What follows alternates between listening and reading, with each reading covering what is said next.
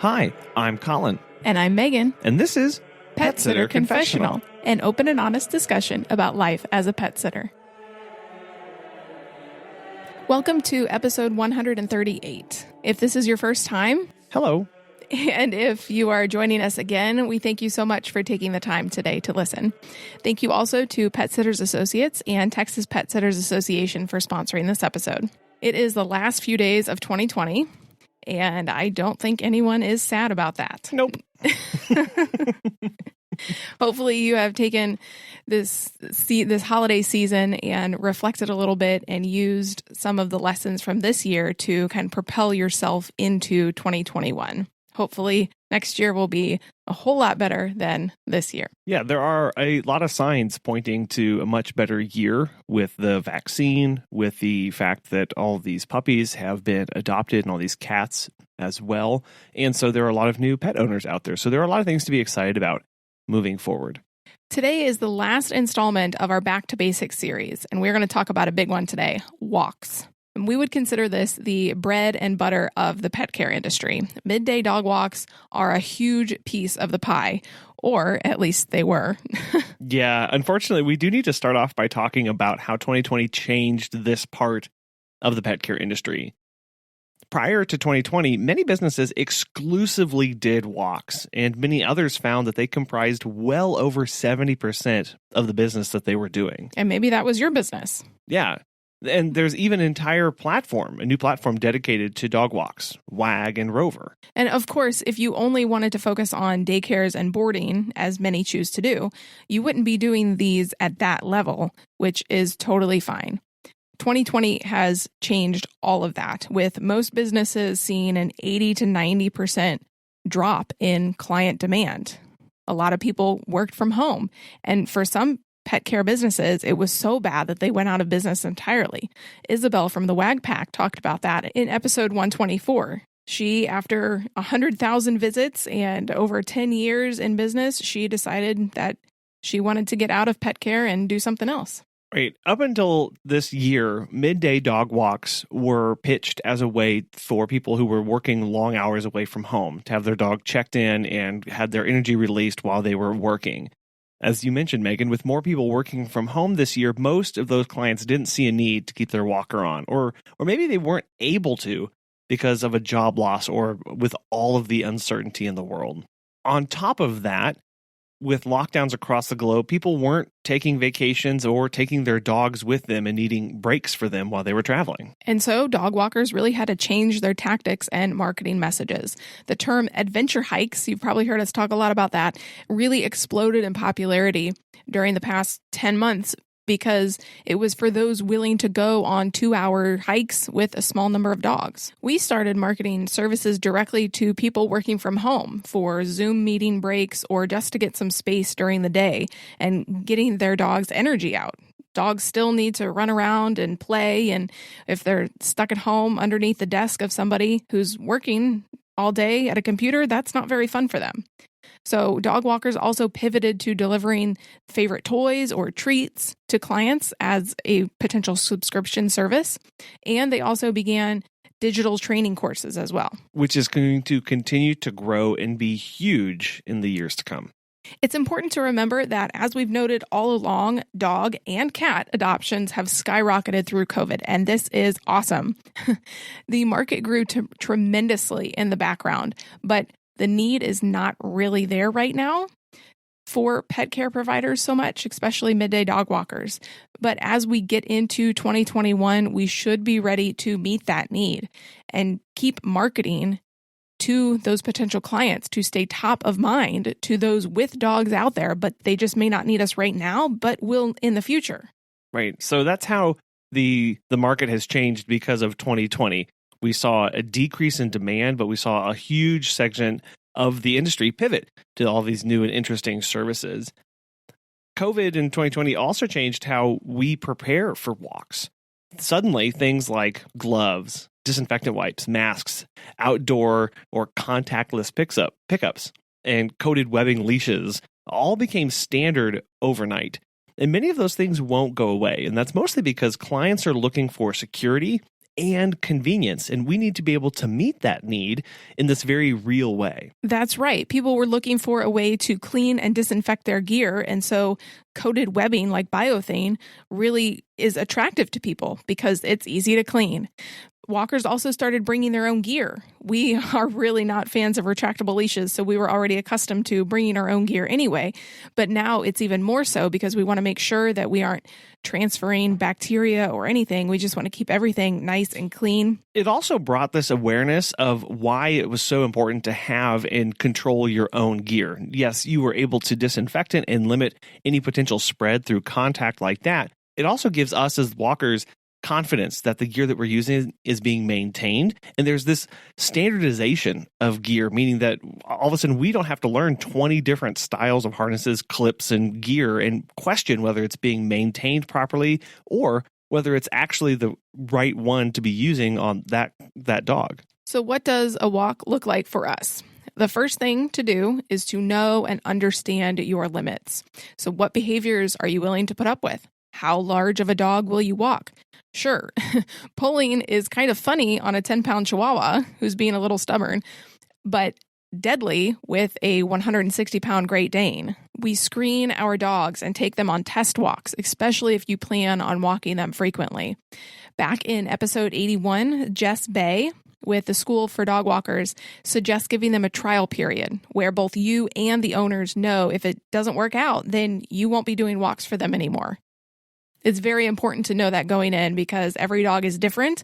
Every owner has trained them differently or not trained them at all. Right. And so you have to do a test walk to make sure that they're going to be a good fit for your pack or just for you. Right. It's giving them time and seeing what dogs they're going to work with. If you choose to walk multiple dogs at the same time, you may decide, okay, well, Sally doesn't work with Joe and Bennett, so I need to make sure and put her in with a different group as I rotate them throughout the week.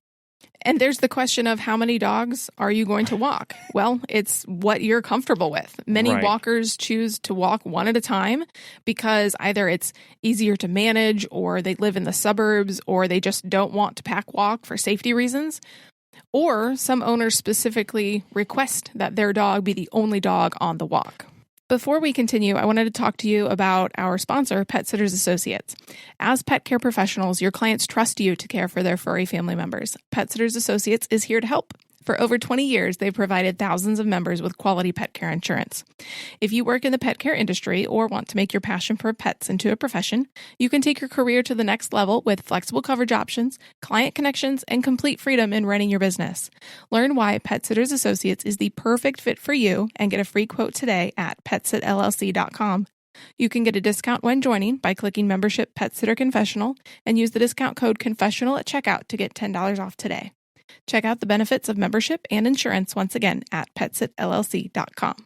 For us, we will only walk multiple dogs if they're from the same household. And that's just because that's what we're most comfortable with. And we do it so infrequently with most of the dogs that we care for that building up a routine with multiple dogs is a little bit more difficult. So if you're going to be walking the same area with the same dogs on a regular basis, it may be easier to build that routine so they have that familiarity of other dogs that they're going to be around with. If you do choose to walk multiple dogs at the same time, make sure your gear is up for that. Trying to adapt single leads into a multi-lead system can be really daunting, especially if you're not using your own equipment. So look into gear that's specifically designed for multiple dogs and not those terrible retractable leashes with 2 or 3 clips on the end. Those look like just an injury waiting to happen. They're these terrible things. So during the meet and greet, we always ask 2 questions. The first one is, do you have a route you already walk? And 2, are there any places we should avoid walking?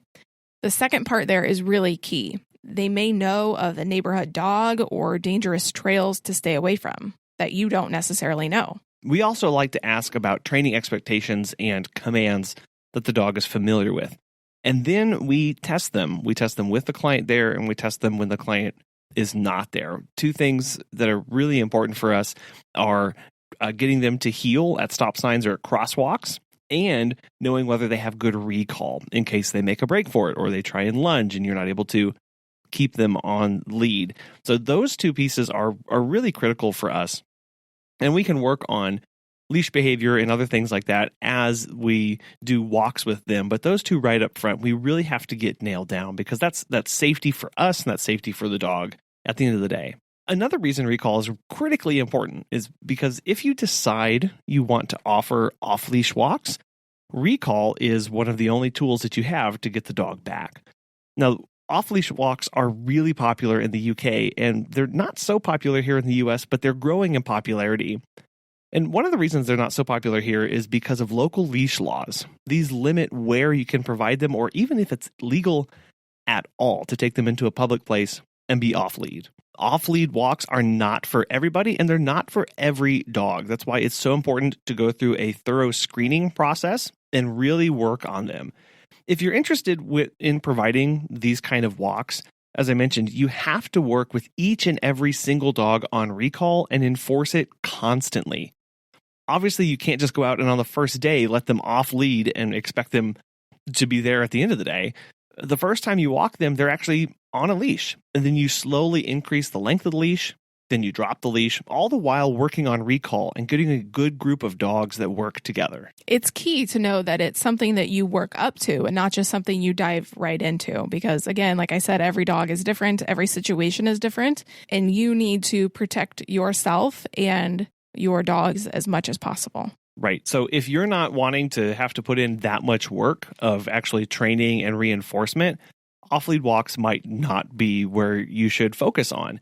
Additionally, again, if you're interested in these, check your leash laws and see what places are off limits, see what kind of permits you need, because I know that is required in some states, is to have them off lead. A lot of times over in the UK, they will have these large fenced in fields or popular areas where a lot of people go to take their dogs off lead, kind of at these adventure walks almost, that they're able to be off lead over there. And those kind of spaces are not as common over here in the US. So let's talk about gear a little more. Many clients have no clue what's good and what isn't. So either talk to them at the meet and greet or just an ongoing basis about what they need, and maybe even require specific gear for you to walk them if you aren't comfortable with their own. Or, like we've said, bring your own. That's the easiest way to know and trust the gear as much as possible because you are the one working with it day in and day out. Gear can be a really touchy subject, though. Just search in dog training Facebook groups for front versus back clip or literally anything with prong collars. So know that going in. People are very divided on dog training, and it can get pretty heated quickly. Personally, we see the need to be adaptable for every single dog and to never use anything in excess. We definitely fall in line with fear-free and know that we have to have those conversations with clients to see exactly where they line up and their expectations are for dealing with their dog, because there may be a mismatch there of they're used to reacting in a certain way and being physical with their dog, and that's something we're not comfortable with and that we are not willing to reinforce, and we will do it our own way. But having those conversations right up front, especially if you have a dog that's new to a leash or new to a group walk, you have to let that client know exactly how you're going to handle certain situations, because otherwise you're going to have this miscommunication, and that's never good when dealing with people or their pets. One of the biggest parts of gear are the shoes on your feet. Shocking. We've heard that Noble, Merrill, and Sorrel are well liked by many walkers, including us. We love Merrill shoes. Check out our gear page on our website, PetsitterConfessional.com/gear for links to those shoes. And obviously, if you're doing predominantly concrete, so if you're in the city, that will require different shoes than if you're on a rugged mountain trail. But it's important to have good footwear for every season you'll experience, especially the rainy season. We've talked about how adventure walks can range up close to 2 hours. Our standard walk is 30 minutes, which seems to be really common among walkers. However, some choose to do 45, offer up to 60 minutes, and it's all depending about how you want your schedule to look. And think about it also for the kind of clients that you have. So the length of walk will depend a lot on the dog, age and breed, as well as the weather. On extremely cold or a really hot day, you're going to be doing a lot of shorter walks. If the dog is very young or very old, you're going to be doing shorter walks. So it really is about adapting each and every single walk to make it unique for the client, for their breed, for their age of dog, and the expectations that the client has. You'll also need to change and vary your pace and constantly monitor the dog to make sure it's keeping up okay, or whether it may or may not need a break. We've heard many stories of dogs with undiagnosed heart conditions that then go out and do strenuous exercise and unfortunately succumb to it. That's obviously not a reason to just sit there and plod along, but absolutely it's so critical to work with the owner to find and get a good pacing, length, and distance for their dog dependent on the weather and the outcome that they want. So yes, check the weather. If it's too hot or too cold for your dog, then don't take them on a walk or take them on a very short walk. Remember, pavement is generally 20 degrees hotter than the air temperature, especially if it's in the direct sun. So put your hand on the pavement, and if you can't hold it there for 5 seconds, it's too hot to walk. You don't want blisters on the dog's paws, so either delay the walk for early in the AM or late in the PM, or just wait for another day. Have backup routes, locations, and activities that you can provide if the weather isn't good. There are lots of games and puzzles out there. There's the snuffle mat. There's a lot of mental stimulation that you can still do even if you can't provide a walk for them. Or add training reinforcement on those days where those walks are shorter, so you can kind of pick and choose how you want to divide your time. We want to take a moment and talk to you about the upcoming Texas Pet Sitters Conference. It is February 19th through the 21st, 2021, and you have until December 31st to get in VIP registration. So the conference is totally free. It's online. You do not have to be a Texas resident. You don't have to live in Texas. You don't even have to live in the United States. It's online. So you can attend from anywhere. And it is totally free. All you have to do is go to txpetsitters.com and register. If you do want to be on the VIP registration, you can get a swag box. You get recorded video access to the conference. You are a founding member of the Texas Pet Sitters Association, but you only have until December 31st to do that. So if you are listening to this afterwards, I'm sorry, but hopefully you're listening to this beforehand and you're able to register and get all that cool stuff if you want it. Head on over to txpetsitters.com and get registered today. We just finished up talking about the weather. So if it's too hot or not, you need to bring water and maybe treats for you and for the dog. Don't forget about yourself. If you need a quick snack during the day, stuff a granola bar in your pocket or maybe an apple or something. And don't forget about the treats and especially the water on those hot days. Make sure the dog has his or her identification on and bring doggy bags for poop. So much poop. Don't forget the doggy bags. Right. Nobody wants to be the one who is taking their dogs on the walk and doesn't have poop bags, and you have all those people looking at you as they're driving by or walking by and your dog's pooping and you're not able to pick it up. So have poop bags in your car, in every single pocket of your jacket, in your fanny pack or in your backpack, however you choose to store them. Have them in multiple locations. Yes, so have a fanny pack or a small backpack. It should hold everything you need. And again, check out our gear resources page on our website. We asked our community of dog walkers and pet sitters what they liked best, and we compiled those answers on our website. Do keep in mind, though, that some dogs won't poop on walks. Maybe they don't like going on concrete, or maybe they don't feel safe on a leash or around new environments. Just know that there are dogs out there that won't poop on a walk, and to note that and let your client know if that happens. And so maybe cut the walk a few minutes shorter than normal so that they can, if they have a yard, go outside and go poop in the yard. Right. Also, many clients are increasingly expecting to see where you walked. So having a way to track GPS is a very nice addition. If you have an iPhone or use Strava or really any other run tracking app, you can always start a workout, track the walk, and then screenshot the results and send to your clients. But there's a lot of apps already out there that will do this for you. Doggy Log, Rover, Map My Walk are options as well. Just be sure to track your walk with a GPS verified system. You always want to have a record that you walked the dog. There have been way too many sitters over the years that have skimped on walks or really not done them entirely. So some clients may be leery and want verification that the walk was actually completed. And that gets to communication, to communicate with your client about what happened on the walk. How many times did Fido go pee or poop? Did they chase a squirrel or bark at a dog passing by? Did they pull or were they well behaved? The more info you can give, especially in a story format and tell a narrative, the better. We've found that communication is especially key for owners of puppies because a lot of them are trying to do a lot of leash training and work on some behavior issues. And they just want to know because they're really excited to have their puppy and really excited to have their puppy taken care of. So the more photos that you can send of them in new and different locations, the more, again, that story format and narrative that you can give them, the better that is going to be. Unfortunately, if you've been walking the same dog weekly for several months or years, the updates can get really monotonous. And I know I am very bad about coming up with new and unique updates. So try and take a slightly different route so the dog can smell new things and you can get new pictures in different places. That's something that I've really been trying to do with one of our newer clients, is exploring some of the more historic parts of downtown and getting the dog photo taken in these new and interesting locations where maybe they haven't been before, and telling a story about how we got there, maybe things we learned about, or a little bit of the history of the area as well. Now, the dog doesn't care about the history, but the client likes seeing that and likes knowing of the locations that we've been to.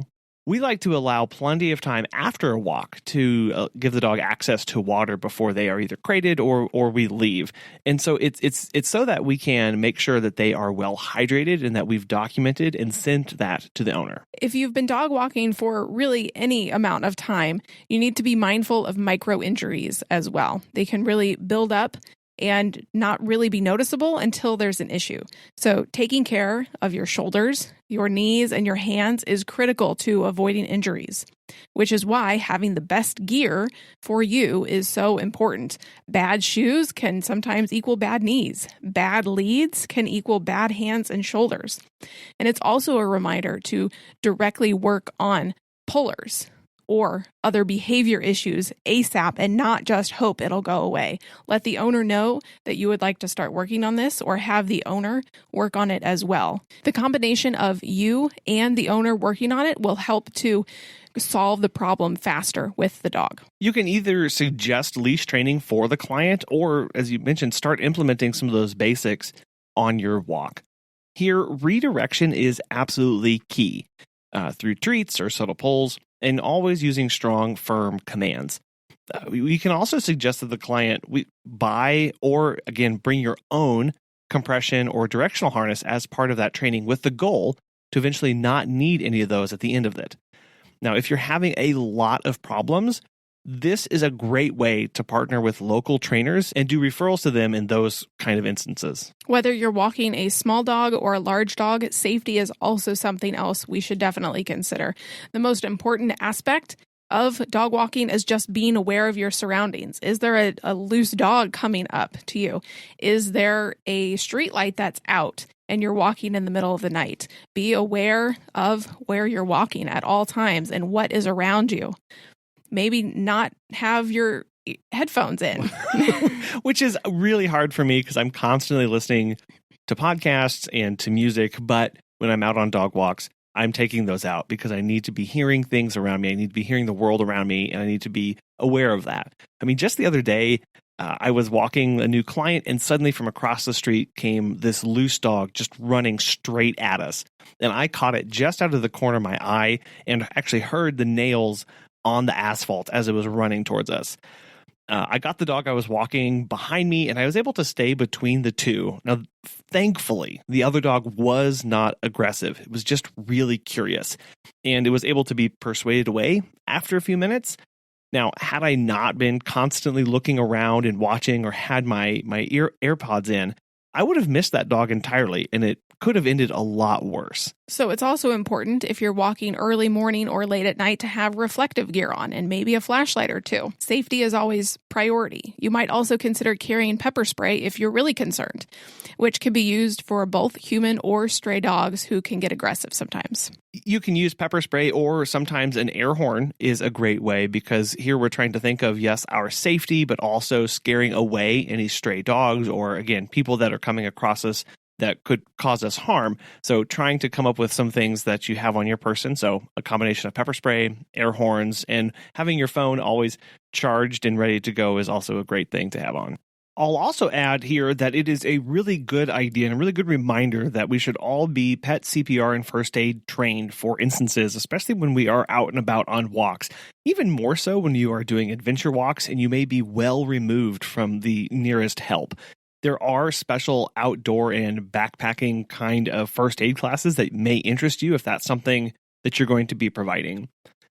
But at a bare minimum, we should be pet CPR and first aid trained, and we should have a first aid kit located in our car. And then you can always carry a smaller version of that on your person as you're doing walks. So we like to have gauze, wraps, blunt end scissors, cold packs, hydrogen peroxide, tweezers, cotton balls, nail clippers, antibiotic ointment, not Neosporin, because that is actually toxic to dogs. So get a veterinary antibiotic ointment specific to use on pets.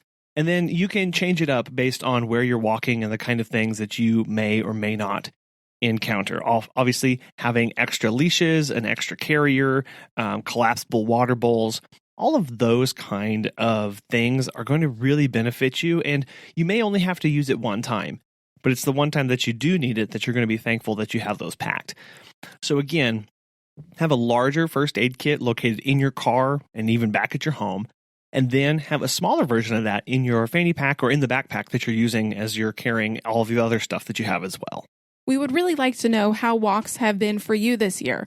Pre-COVID, were you doing midday walks all the time and now you're not? Or did you switch to dog walking? Did you switch services to something else? We would like to know that. Have you had to change any of your services? You can give us a call. Our number is 636-364-8260, or you can find us anywhere on social media at Pet Sitter Confessional. Natasha O'Banion is going to answer the question, why do a year-end review? Going into the last week of 2020, what's the best way to do a year-end review? I love reviews. Reviews are so great, like quarterly, by the way.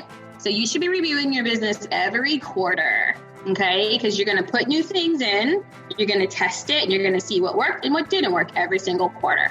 So going into the new year, it's like, it doesn't really matter that it's the new year because you were doing this every quarter. You were setting resolutions all year long. It's something that you are used to doing. But set realistic goals for yourself, goals you can keep, promises you can keep to yourself. You know, I know people who write a 20-item to-do list, and they end up getting maybe 3 or 4 things done, and then they feel like unmotivated or unaccomplished.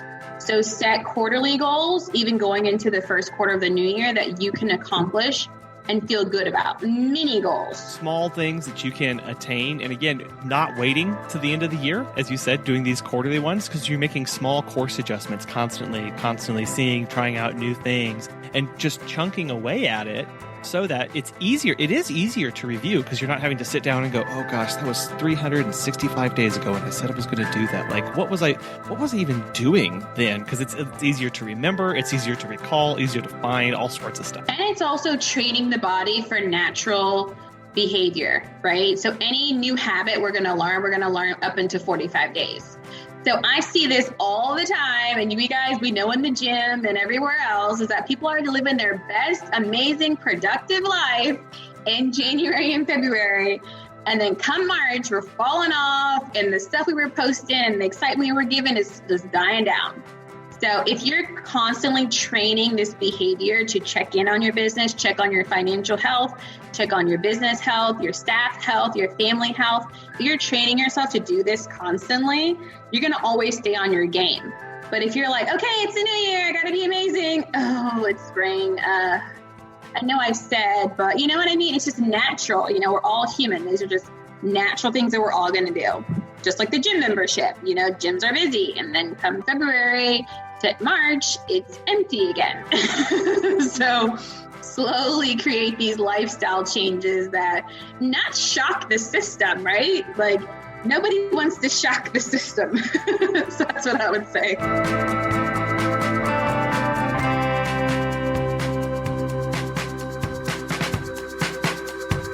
not only does Natasha have her own personal pet business, but she is a pet business coach as well.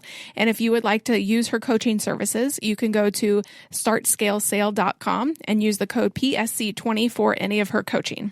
As we come to the end of the episode today, we thank you so much for taking your most valuable asset, your time, in listening to us today.